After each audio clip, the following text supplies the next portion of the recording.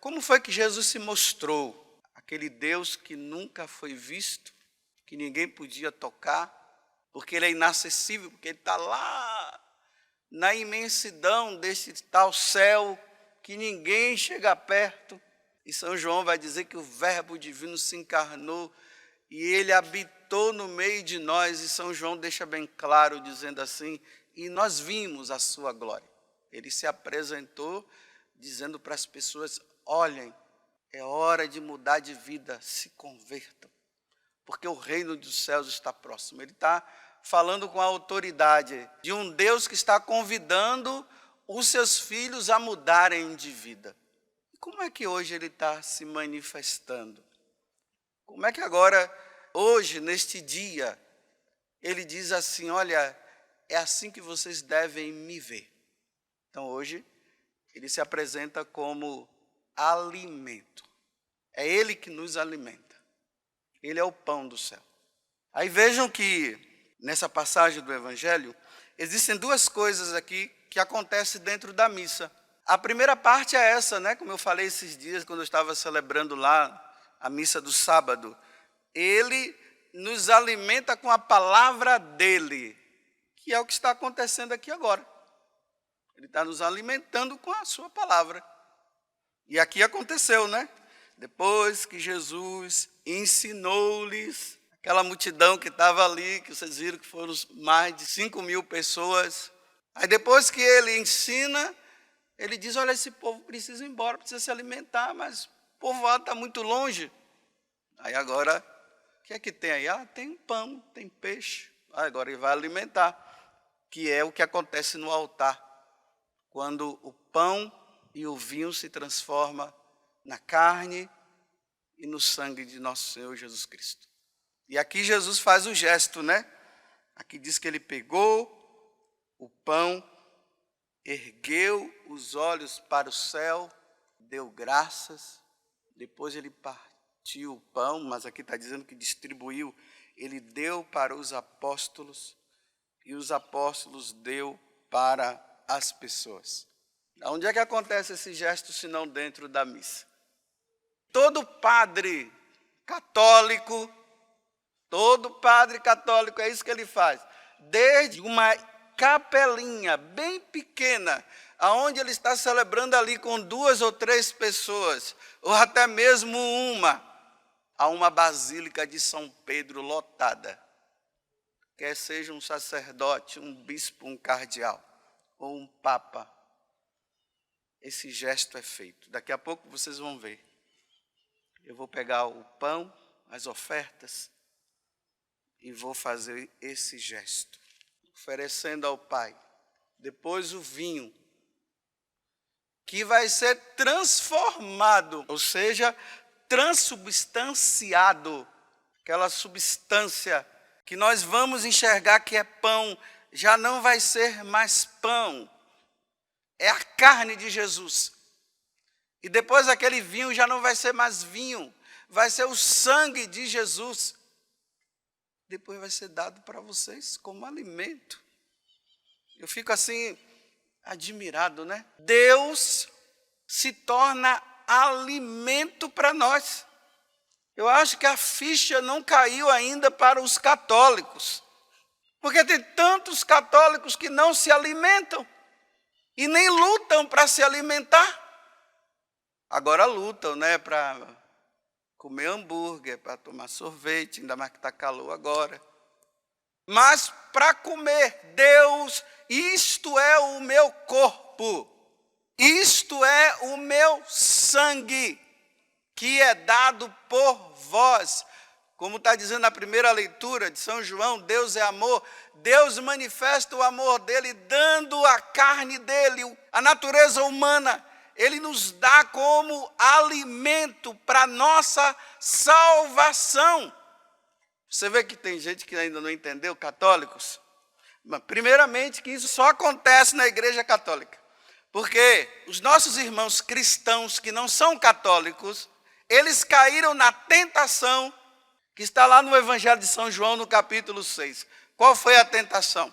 Os discípulos estavam ali seguindo Jesus, e Jesus começou a falar que ele é o pão do céu, que ele é o alimento, aquele que come da carne dele e bebe do sangue dele, ele permanece na pessoa e a pessoa passa a permanecer nele também. Há uma união entre Deus e o homem, entre o homem e Deus. E infelizmente alguns discípulos, ou seja, dos 72, 60 se afastaram. Disse que esse homem é doido. Eu não creio nisso. E eles foram embora. E foi isso que aconteceu. Os evangélicos fizeram isso. Eu também não acredito nisso. E foram embora. Abandonaram. Porque muitos dos evangélicos eram católicos. Foram batizados na igreja católica e abandonaram a igreja católica. Deixaram de se alimentar do pão do céu. Eles se alimentam da palavra. Tem até alguns pastores aí que parece que são bons pregadores, porque os católicos estão tudo atrás, né? Então se alimentam da palavra, mas não se alimentam da carne e do sangue de Jesus, porque não creem, não acreditam. E ainda que eles quisessem fazer, porque eles fazem uma tal de uma santa ceia lá, que diz que é só para recordar, para lembrar, né? Só para lembrar que Jesus fez lá no passado. Para eles lembra. Para nós não. Para nós está acontecendo, é atualidade. Está ali. Quando eu pronunciar as palavras, meus irmãos, é Jesus Cristo pronunciando as palavras. Ele está na última ceia. Nós estamos no Calvário. A atualização da morte, da paixão de Cristo está acontecendo ali. Ele se dá a nós naquele momento. Nós não estamos fazendo uma recordação, não. Nós estamos ali. Nós estamos no cenáculo, nós estamos no Calvário, está acontecendo isso. Só que acontece na igreja católica. Qualquer um de outra igreja cristã que faça, não acontece o que acontece aqui, o que está acontecendo agora, o que vai acontecer agora. Então, realmente, é só uma lembrançazinha. Eles estão recordando que lá Jesus pegou o pão. E ele ainda usa até suco de uva, né? Era vinho. Não era suco de uva, era vinho mesmo. Aí tem católicos que se contentaram em se alimentar do corpo e do sangue de Jesus através do pensamento, que é a chamada comunhão espiritual, né? Tem gente que diz, olha, eu não posso comungar, mas meus irmãos, eu comungo espiritualmente. Ah, que vantagem, né? Você comungar espiritualmente. É uma coisa linda. É chique comungar espiritualmente. Não é chique comungar espiritualmente. Olha, primeiramente que a comunhão espiritual, ela acontece para quem comunga. Por quê? Vocês vão comungar agora. Jesus vai estar dentro de vocês. E de mim também, né? Graças a Deus. Eu vou alimentar-me. Naqueles 10 a 15 minutos, Jesus vai estar presente dentro de mim. A carne depois vai ser consumida, esse sangue pelo meu corpo. E em alguns momentos durante o dia, aí eu vou comungar espiritualmente. Eu dou uma parada. E fico ali com o meu Senhor que eu recebi na Eucaristia. É um exemplo que eu sempre dou. Vamos imaginar que você só coma espiritualmente. Todo dia no café da manhã você vai lá, está todo mundo em sua volta tomando café, e você senta lá e fica assim, tomando café espiritualmente. Aí meio-dia, o pessoal da sua casa vai almoçar, aí eles estão lá comendo, feijão, carne, tudo, legumes para os vegetarianos. Aí você senta na mesa e faz assim, fica lá. À noite, para quem janta ou quem lancha. Você senta lá na mesa, aí todo mundo come e você come espiritualmente para ver onde é que você vai parar. No velório, eu ainda vou lá fazer a exéquia para você.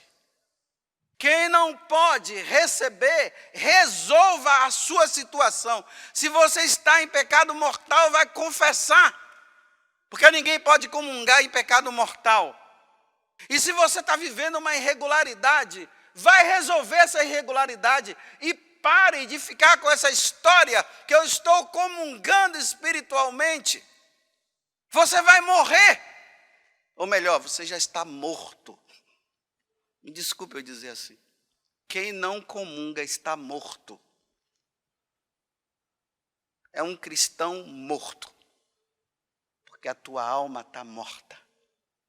Porque quem alimenta a nossa alma é o corpo de Jesus, é o sangue de Jesus. Católico morto.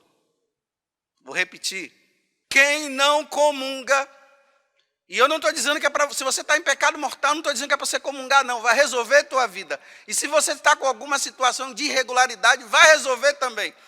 Eu estou dizendo para você comungar, mas resolva primeiro isso. Não vá comungar sem resolver. Porque senão você vai estar tomando a sua própria condenação. Mas estou fazendo isso para que você sinta a vontade. E sentindo a vontade, resolva a tua vida.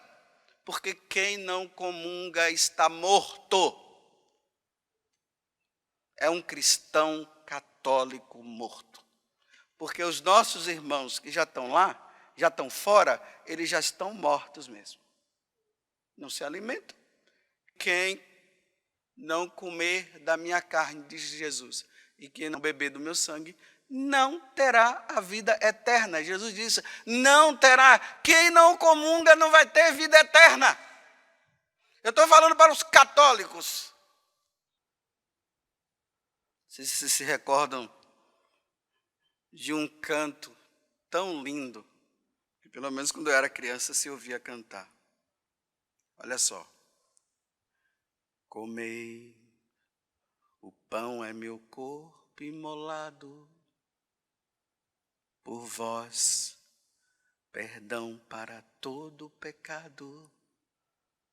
Comei, tomai em meu corpo e meu sangue que dou, vivei no amor. Eu vou preparar a ceia na casa do Pai. Se alimenta aqui para se alimentar lá. Não sei como é que vai se dar isso, mas ele falou, está falado. Porque a nossa união com Deus vai ser tão grande que já vai ser o nosso próprio alimento. Esse pão que ele está dizendo, olha o que a letra da música diz. Comei é meu corpo imolado, imolado na cruz, imolado no altar de Deus. Tanto que quando nós sacerdotes estamos ali consagrando, era para nós estarmos vivendo o drama da última ceia de Jesus, a tristeza que estava dentro de Jesus, porque Judas iria traí-lo, a tristeza por saber que as pessoas não iriam querer saber da sua morte, não iriam aceitar a sua morte, a tristeza do Calvário, a tristeza das dores da cruz, quando ele estava ali crucificado, os escárnios daqueles soldados. É assim que quando nós estamos celebrando a missa, nós sacerdotes deveríamos estar nesse momento. E vocês deveriam estar vivendo o mesmo drama do sofrimento de nosso Senhor.